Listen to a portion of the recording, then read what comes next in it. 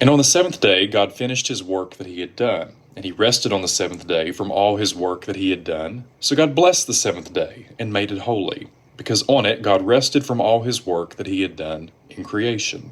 Cool. God took a nap. Wrong.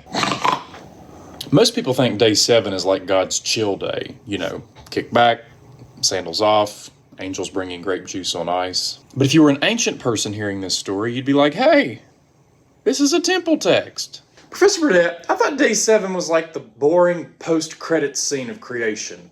What do you mean by temple text? Oh, far from boring credits, young sophomore me. This is the main event. If you lived in the ancient Near East and you heard God rested, you didn't think, hammocks and holy naps. You'd think, oh, God just moved in to his temple. Temples back then were like divine control centers. Think NASA's Mission Control, but for the whole universe. So when a God rests, they sit down on the throne and start ruling the universe like a new CEO.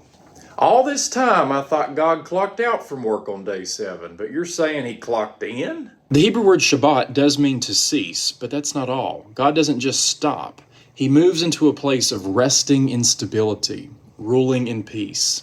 Basically, God stopped setting up the universe and started running it. Psalm 132, God says, "This is my resting place forever. Here I will sit enthroned." God's rest is God's rule, the temple is God's throne room, the ark is his footstool. So when Genesis says God rested, it's not about him being tired, it's about him saying, let's run this thing. When a new president moves into the White House, it's not to chill in the Lincoln bedroom and binge The Office. No, they move in to work. Well, at least that's what they're expected to do. So when God moves into the universe, he's not saying, finally, a break. No, he's saying, finally, time to govern creation. Right? He's taking charge. Now, this wasn't unique to Israel. Ancient Babylonians and Sumerians wrote temple hymns that talked about how their gods rested in temples after creating the world. They literally wrote, "We shall find rest therein." Translation, our God just clocked in. Professor Burdett, what about the 8th day? Nobody ever talks about what God did on that day. Great question. Simple one, too. He went to work. And he's been running the cosmos ever since. Wait a minute. It means creation isn't over. It's not a past event, it's ongoing. Bingo.